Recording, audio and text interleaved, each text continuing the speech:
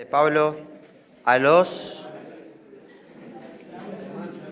Primera carta de Pablo a los tesalonicenses, bien.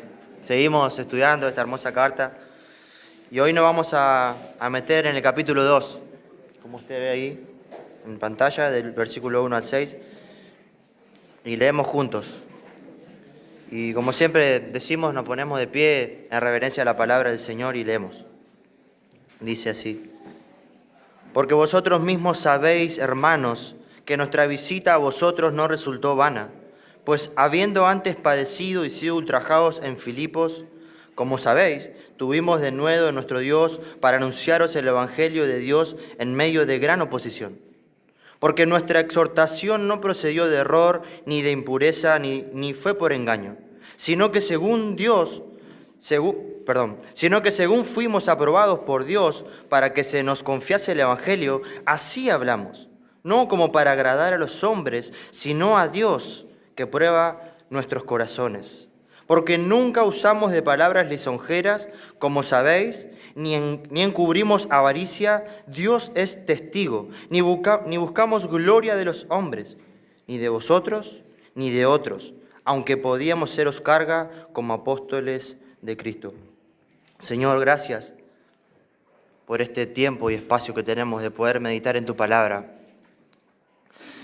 Qué lindo es poder estar en tu presencia adorándote y aún continuamos allí, por lo cual requerimos, Señor, que el Espíritu Santo pueda obrar a través de esta tu palabra en nuestros corazones, llevándonos a servir de la manera en que tú quieres que sirvamos como iglesia en el lugar que tú nos has puesto, Señor. Obra en tu iglesia, en Cristo te lo ruego. Amén y amén.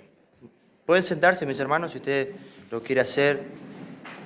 En los sermones anteriores vimos algunas características de una iglesia modelo. Y en esta ocasión vamos a ver las características de un ministerio eficaz. ¿Cuáles son las características de un ministerio eficaz? Y pareciera ser que por el contenido de estos 6 versículos, el apóstol Pablo está presentando una especie de defensa. Pareciera ser que en esa época, como sigue ocurriendo hoy, había falsos maestros que estaban queriendo dañar la integridad del mensaje del Evangelio y la integridad de los mensajeros del Evangelio del Señor. Y en esta ocasión era Pablo. Era Pablo a quien estaban acusando de una serie de cosas, tratando de destruir la obra del Señor. Y Pablo, de manera maravillosa, presenta una serie de características de un ministerio eficaz, de un servicio a Dios y a los hermanos eficaz. Y la pregunta que vamos a responder es: ¿cómo es un ministerio eficaz? ¿Cómo se ve un servicio? Porque eso es lo que significa un ministerio, el servir. Un servicio eficaz que da gloria a Dios y bendice a la iglesia. Y eso es lo que nos va a presentar él en esta ocasión.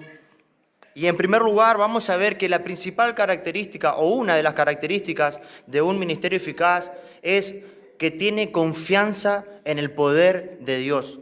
Por eso él dice en los primeros 2 versículos: porque vosotros mismos sabéis, hermanos, que nuestra visita a vosotros no resultó vana, no fue inútil, hubo fruto. Y el versículo 2 dice: pues habiendo antes padecido y sido ultrajados en Filipos, como sabéis. Esto es algo que Pablo lo repite constantemente, poniendo a los hermanos también en medio del juicio. Podríamos decir que él se encontraba juzgando sus motivaciones y su ministerio y les dice: hermanos, ustedes son testigos de mi ministerio. Pero no solamente ustedes, sino que también tengo otro testigo. Y esto es maravilloso porque él dice: Dios es testigo de cómo yo estoy sirviendo. ¡Wow! ¡Wow! Dice: y ustedes saben que tuvimos de nuevo nuestro Dios para anunciaros el Evangelio de Dios en medio de gran oposición. Entonces, es necesaria la confianza en el poder de Dios para tener un ministerio eficaz. ¿Por qué? Porque fue ese poder de Dios el que produjo el fruto en la vida de los tesalonicenses. No fue Pablo, Fue el poder de Dios a través de Pablo. Fue Dios el que transformó la vida de Pablo, quien usó la vida de Pablo y lo llevó hasta Tesalónica para predicar el Evangelio. Y fue el poder de Dios el que convirtió a las personas y las cambió. De manera tal como pudimos ver en los primeros versículos, que eran hermanos ejemplares, dignos de imitar, personas maravillosas que Dios estaba cambiando. No eran perfectos, pero eran personas dignas de imitar. Y obviamente no solo Pablo, porque él tenía su equipo, que estaba constituido por Silas y también por Timoteo y por muchos otros hermanos. Pero él aquí cita a Silas y a Timoteo.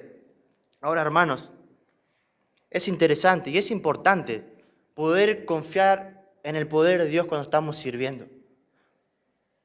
Porque no es nuestra obra, no es mi capacidad de predicar, de servir en el lugar que el Señor me haya puesto. El Señor es el que está obrando a través de mi vida. Nosotros debemos darlo todo. Nosotros debemos esforzarnos al máximo, recordando que nuestro trabajo no es en vano, pero la obra la hace el Señor. Debemos servir confiados en el Dios que cambia vidas y en el que produce fruto, como lo hizo en la vida de los tesalonicenses. Pablo estaba confiando en ese poder, más allá del sufrimiento, que lo estaban matando y moliendo a palos, estaba encerrado en una cárcel. Él estaba confiando no en sus capacidades, él estaba confiando en el poder de Dios, porque era evidente el Dios que estaba con él, porque ese Dios había cambiado un montón de vidas. Pero es importante también la confianza en el poder de Dios en el medio de la persecución y de la oposición. Pablo es un ejemplo de esto. En medio de la persecución se aferró al poder de Dios. Yo creo que cualquier persona en su fuerza hubiese abandonado el ministerio. Si estás predicando y te encierran, te golpean, te insultan, te echan de todos lados, ¿para qué voy a seguir predicando? Pablo estaba confiado en el poder de Dios, en el mensaje de Dios, en el poderoso mensaje que el Señor le había encomendado. Y a eso se aferraba, a nada más, y seguía adelante. Seguía sirviendo al Señor. Hermanos, casi siempre que nosotros queramos servir al Señor, se va a levantar oposición. Va a haber oposición en nuestras vidas.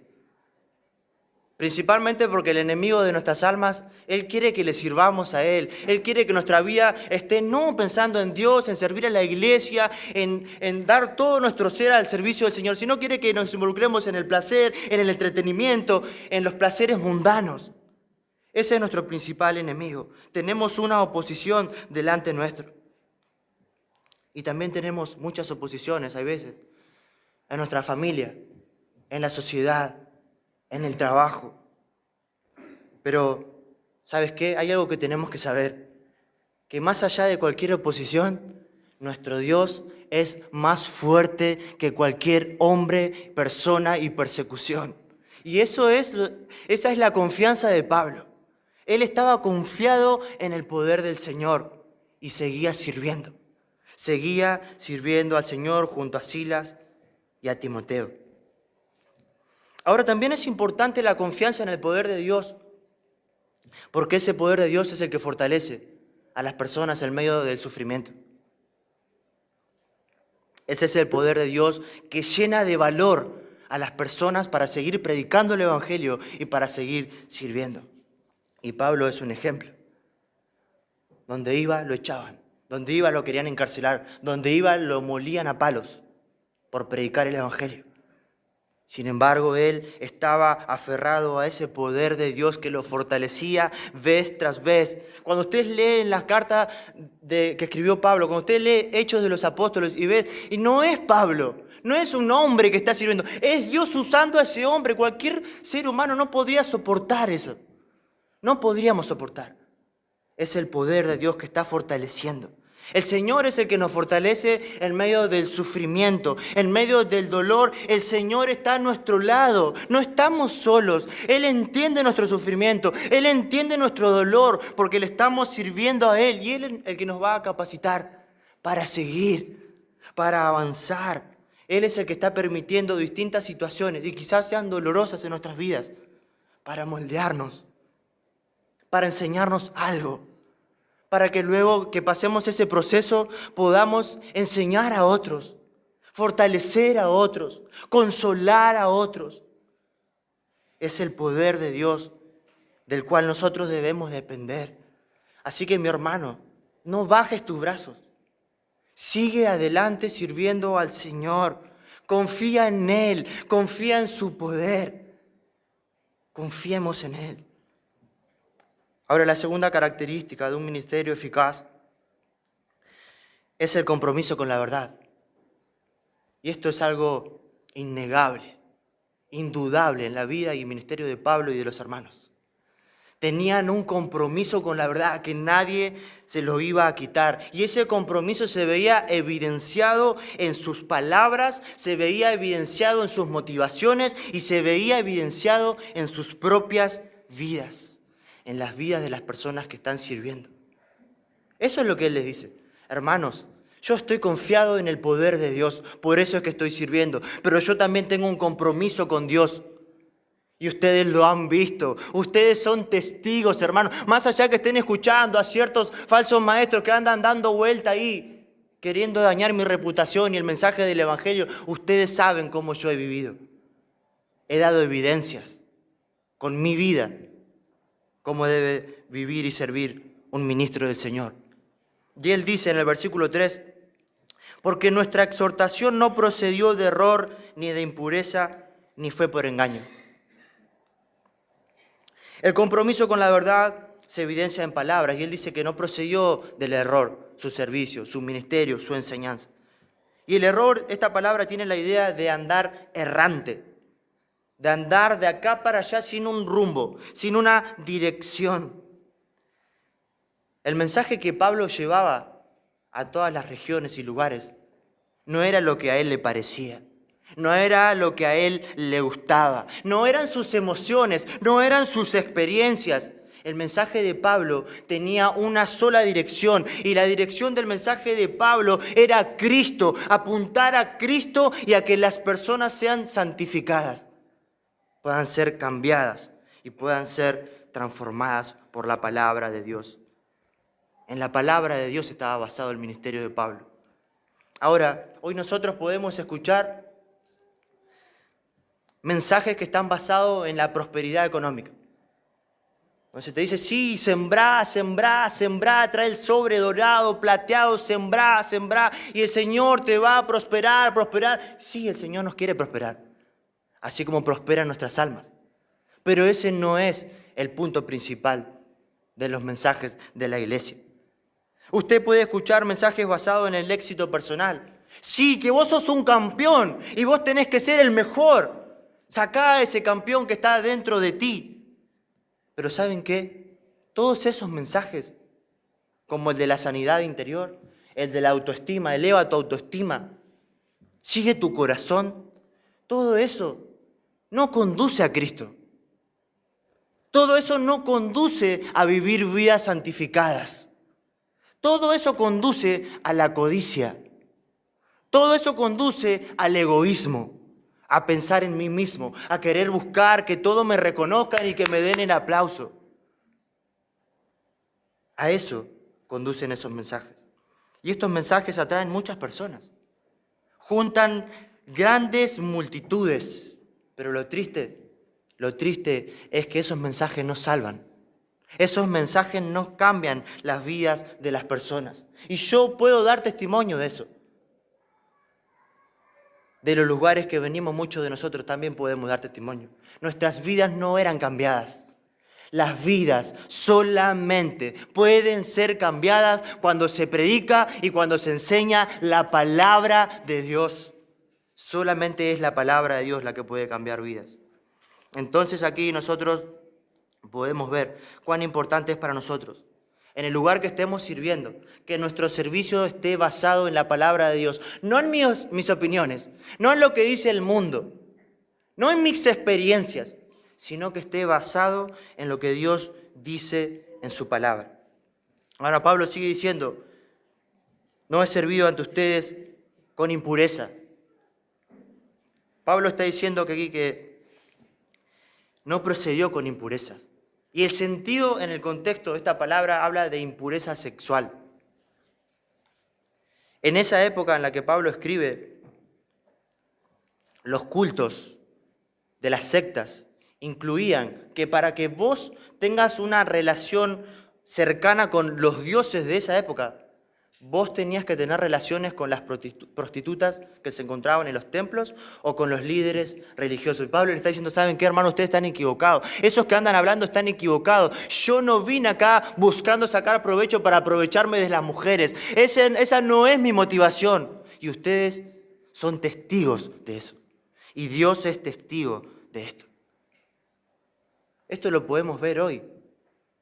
Líderes falsos en las iglesias que son motivados generalmente o por lucro o por lujuria. Son personas que buscan ser admiradas, llevarse todo el reconocimiento y de esa manera, como todos quieren ir a ellos, manipulan a las personas para sacar provecho, para sacar su dinero o para obtener favores sexuales. Y aunque usted no lo crea, aunque usted diga, sí, hermano, sí, lamentablemente esto ocurre. Esto ocurre. Estos hombres son los que se aprovechan de las jovencitas y les comen el oído. Son esos hombres que se rodean de secretarias y usted lo ve y tiene un montón de secretarias, pero su esposa está a un lado. O sea, no, tu secretaria tiene que ser tu esposa, hermano. Que ninguna otra mujer esté a tu lado. Solo tu esposa tiene que estar contigo. Pero ellos se rodean de secretarias y tienen muchas secretarias. Y con el tiempo, ¿saben qué? Las cosas salen a la luz. Y la iglesia se entera de cosas terribles, horrorosas, que destruyen la obra del Señor, que destruyen la iglesia, que menosprecian, pisotean el nombre de Cristo. Y esto es un llamado de atención también para nosotros. En el lugar que estemos sirviendo, pensar, tener cuidado. ¿Cómo nos estamos relacionando con aquellas personas del sexo opuesto? Tener cuidado. Examinar nuestro corazón. Ser cautos. Y Pablo dice también, no solo que no fue por impureza, sino que tampoco fue con engaño. Yo no vine con ustedes para engañarlos. No vine acá con trucos para obtener cosas de ustedes, no. Pablo le está diciendo, hermano, nosotros no vinimos con engaños para manipularles. Nosotros, ¿saben lo que hicimos? Le compartimos el Evangelio y listo. Y el Evangelio, la palabra de Dios hizo la obra. Listo. No tenemos estrategias, métodos, no. La palabra de Dios. La palabra. Esa es la que hace la obra. Esta es una característica de los falsos maestros. Venir con engaño. Venir con trampas. Engañan a las personas. Pero ¿saben cuál es el problema para nosotros? Es que muchas veces el engaño viene con tanta verdad, viene mezclado con tanta verdad que es difícil distinguirlo. Es difícil distinguir, identificar el error.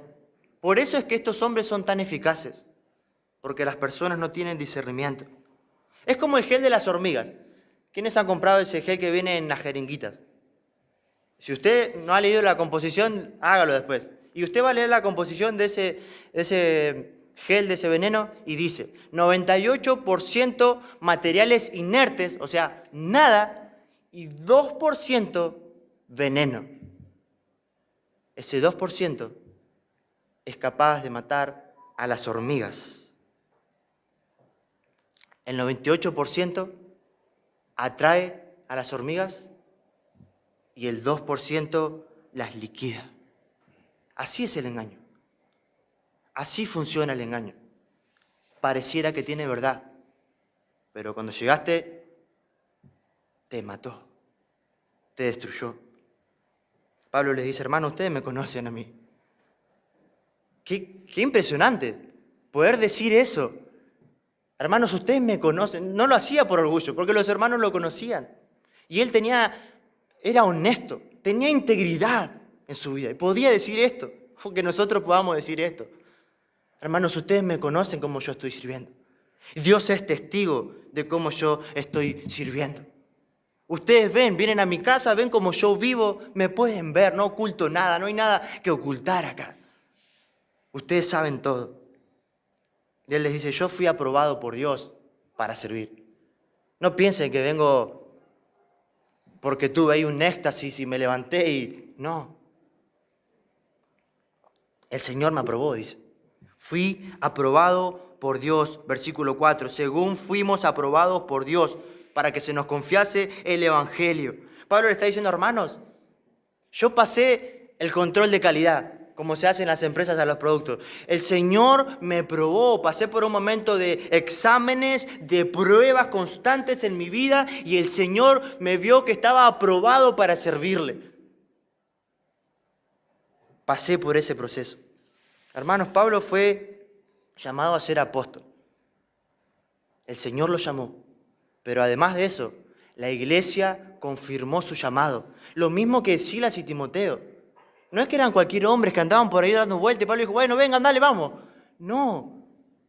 Eran hermanos que tenían un buen carácter, tenían integridad. Que el Señor los había llamado, pero además la iglesia los estaba confirmando. Los estaba respaldando. Sí, estos son siervos del Señor. Hoy ocurre algo totalmente distinto. Hay personas por ahí diciendo que el Señor las llama a ser líderes. Y esto es medio peligroso, porque usted va a las redes y podríamos llamarle los líderes virtuales. Y estas personas tienen mucha influencia sobre las personas. Tienen mucha influencia. Pero no son personas, muchas de ellas, que estén en una iglesia local. Si usted le pregunta, ¿dónde está congregando? No está congregando en ningún lado. Si usted le pregunta, ¿y usted es pastor? No es pastor. Usted le pregunta, ¿y es pastoreado? No es pastoreado porque no está en una iglesia. ¿Y cómo sabemos cómo está viviendo ese hombre? Si no está en una iglesia, si no está siendo pastoreado, si no es pastor, ¿quién confirma ese ministerio? ¿Quién lo está pastoreando a este hombre? Debemos tener cuidado. Cuidado con a quienes estamos escuchando. Cuidado. Ahora, si hay alguien aquí que dice, el Señor me llamó al ministerio. Amén, hermano. Amén. Gloria a Dios. Pero eso no basta. No basta. Tenés que ser probado. Se tiene que ver tu carácter y la iglesia va a confirmar si el Señor te llamó al ministerio. La iglesia va a confirmar viendo tu carácter. Si cumplís los requisitos que el Señor estableció en su palabra, así será. Ahora Pablo también dice, hermano, yo tampoco busqué agradar a los hombres. Mi propósito fue buscar agradar a Dios. Yo busco agradar a Dios antes que a los hombres. Y esto no quiere decir que buscamos desagradar a los hombres. Porque muchas veces hay personas que son así, que piensan que cumplen su ministerio dándole palazos y palazos a la iglesia y a los hermanos. Y entonces están cumpliendo su ministerio, pensando que el Señor los está llamando a desagradar. No, el Señor no nos está llamando a desagradar a las personas. El punto es que entre elegir, entre agradar a los hombres y agradar a Dios, yo voy a elegir agradar a Dios antes que a los hombres. No en darle palo y palo y palo a la iglesia, a los hermanos. No, no quiere decir eso. Es más, muchas veces, cuanto más busques vos, sirviendo al Señor, agradar a Dios, eso será agradable a los hermanos. Porque no todo en el servicio al Señor es como Pablo, cárceles, golpes, luchas y pruebas. No todo es así. También nuestro servicio, si buscamos agradar al Señor, será agradable para los hermanos. Será de esta manera. Y agrega otra característica más, Pablo, y dice, hermanos, yo tampoco fui adulador. Yo no vine a ustedes con adulación. El adulador, ¿saben quién es? El adulador es aquella persona que viene y que te felicita. Esa persona que viene y te elogia porque está viendo que puede sacar provecho de vos. Y te saluda, hola hermano querido, ¿cómo estás tanto tiempo? Qué bien que predicás, qué bien que cantás, qué bien que haces esto, qué bien que haces lo otro. Pero mientras tanto está pensando, ¿qué provecho puedo sacar de esto? A ver, ¿qué puedo? El hermano, ¿qué hace? ¿Qué tiene? Ese es el adulador. No es ese hermano que viene con gratitud y reconoce el servicio que uno brinda al Señor. El adulador viene a elogiarte porque busca sacar provecho de ti, aprovecharse. Es como ese niño que se parece a los niños cuando se acercan a su papá, ¿no? Y que quieren que le compre algo y dice, papá, qué linda que te queda la barba, la verdad. Qué bien que te cortaste el pelo, los anteojos te quedan de 10. Bueno, así es el adulador. Algo, ahí te tenés que preguntar, hermano, ¿por qué me elogia tanto el hermano? ¿Qué le pasó? Tener cuidado. Tenemos que tener cuidado. Y también nosotros, de no caer en esto. De buscar provecho y ser aduladores. La principal motivación de los aduladores suele ser la avaricia. La avaricia que hay en sus corazones. Pablo le dice, hermanos, están equivocados esos. Yo no vengo a buscar su dinero. Yo no quiero dinero. Si hay personas que quieren servir al Señor y su motivación es ganar dinero, hermano, vas a ser una bomba del tiempo para la iglesia, para la obra del Señor. Si esa es tu motivación está equivocada. No busques el dinero para servir al Señor. Es peligroso, es dañino, deshonra a Dios. Y termina diciendo Pablo, tampoco buscamos reconocimiento de las personas. Qué hermoso hermano que es Pablo. Le dice, hermano, ¿saben qué? Yo no busco el aplauso, yo no busco el diploma, el título. No, yo no estoy buscando eso. No es lo que yo estoy buscando de ustedes. Y creo que esto hubiera sido tan fácil para Pablo obtenerlo, ¿no? Un hombre, como se dice, ¿no? Un gran siervo de Dios. Un siervo de Dios usado por un gran Dios. Maravilloso. Usado grandemente por Dios. Donde iba, el Señor se glorificaba. Las personas se convertían. Las personas eran sanadas. Predicó por todos lados donde el Señor lo mandó. Podríamos decir que era un grosso, ¿no? Era un grosso Pablo. Y podía ser fácil para él obtener reconocimiento. Si Pablo viviera hoy, tendría un altar. De las personas, Pablo. Sí, porque nuestros corazones son idólatras. Nuestros corazones son fábricas de ídolos. Y a veces caemos en este pecado de adorar a los hombres que Dios usa, porque tal hombre tiene esta capacidad y enseña o sirve de tal manera y lo idolatramos. Nos olvidamos que tenemos que adorar al Dios que está usando a ese hermano. A ese Dios es al que nosotros tenemos que adorar. Damos gracias, obviamente, al Señor por tantos hombres que el Señor usa principalmente en la predicación de la palabra, que han ministrado nuestras vidas, como lo son también nuestros pastores. El problema no son los hombres, no son esos hermanos que el Señor usa. El problema somos nosotros, que hacemos ídolos de ellos, que los idolatramos. Pero recordemos, hermanos, que el que debe ser glorificado, el que merece toda adoración es Dios, no los hombres. Así que si estamos sirviendo al Señor, si vos estás sirviendo al Señor, busca agradar al Señor. Busca en el servicio, en el lugar que el Señor te ha colocado, a pesar de lo que eres, a pesar de lo que soy yo, a pesar de mis debilidades, de mis tropiezos, de mis torpezas, que el Señor use mi vida para que más personas le amen. Le amen a Él, le sirvan a Él, entreguen su vida a Él, amen conocer más a Él. Llevemos a las personas a Dios y no a nosotros. No a nosotros. Qué hermoso es vivir de esta manera. Qué libertad que nos da de poder servir el vivir así. Buscar la gloria de Dios. Ahora, hermanos, Si no estamos haciendo esto, si vos no estás haciendo esto, estás perdiendo el tiempo.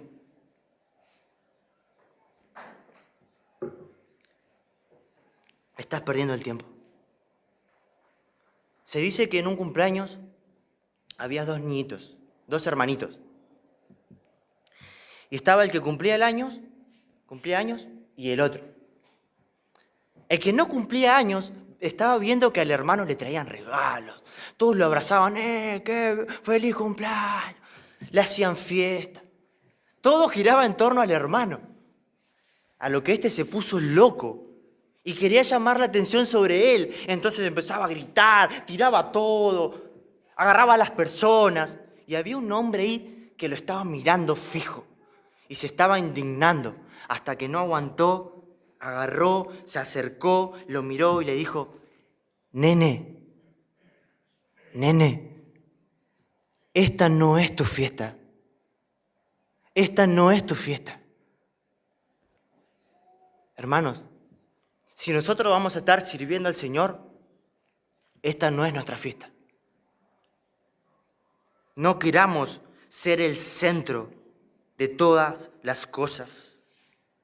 Estar sirviendo al Señor no significa que eso es nuestra fiesta y que todos nos van a aplaudir y que todos nos tienen que abrazar y que todos nos tienen que traer regalos. No, no es nuestra fiesta. No tiene que ver con nosotros. No tiene nada que ver con nosotros. Lo que estamos haciendo es para Dios, es para que Él se lleve toda la gloria, es para que las personas lo amen a Él, le sirvan a Él, lo aprecien solamente a Él y lo quieran conocer cada vez más a Él, a su palabra, y entreguen su vida a Él. No es para nosotros, es para la gloria de Dios. Que el Señor nos libre de querer ser nenes como este. Quizás vos estás sentado acá y decís: esto no tiene nada que ver conmigo. Ministerio, predicar el Evangelio. Yo no fui llamado a predicar el Evangelio. Sí fuiste llamado a predicar el Evangelio. Yo ni siquiera estoy sirviendo en la iglesia. Ni siquiera estoy sirviendo aquí en la iglesia. Ahora yo te quiero preguntar, hermano, ¿por qué no estás sirviendo en la iglesia? Porque si tú eres creyente y Dios ha pagado el precio con la sangre de su Hijo, lo hizo para que tú y yo estemos sirviéndole a Él. La pregunta es: ¿por qué yo no estoy sirviendo a Dios? ¿Por qué yo no estoy sirviendo a los hermanos? Porque si no lo estamos haciendo, estamos desperdiciando nuestra vida. Estamos desperdiciando todos nuestros días aquí en la tierra. Todos ellos están siendo desperdiciados. Se nos están yendo de las manos como se va el agua. Si el Señor te salvó para que le sirvas. Cuenta un hermano, ya finalizando,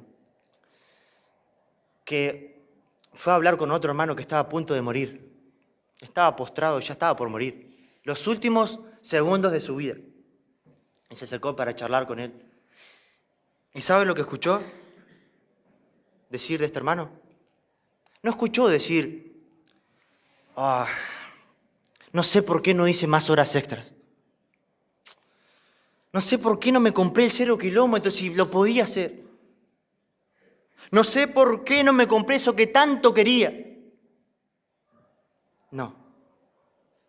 No lo escuchó decir esto.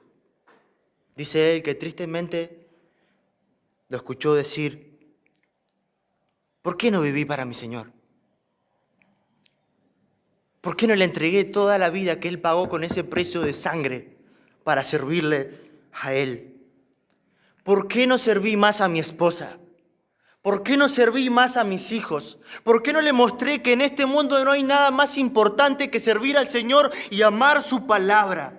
¿Qué estuve pensando en todo este tiempo? ¿Qué estuve haciendo? ¿Por qué no me involucré en la iglesia a servir a mis hermanos? ¿Por qué no lo hice? ¿Por qué no estudié la palabra del Señor para conocerle más a Él? ¿Por qué no pasé más tiempo con mi Señor? ¿Por qué no lo hice? Ahora, mis hermanos, Dios quiera que cuando llegue ese día final de nuestras vidas, no nos encontremos haciéndonos estas mismas preguntas. ¿Por qué no? ¿Por qué no? ¿Por qué no? Señor, gracias. Gracias por tu palabra hermosa, por el ejemplo de tu siervo Pablo, de Sila, de Timoteo. Queremos ser como ellos, en nuestras debilidades, en nuestras imperfecciones. Queremos confiar en el poder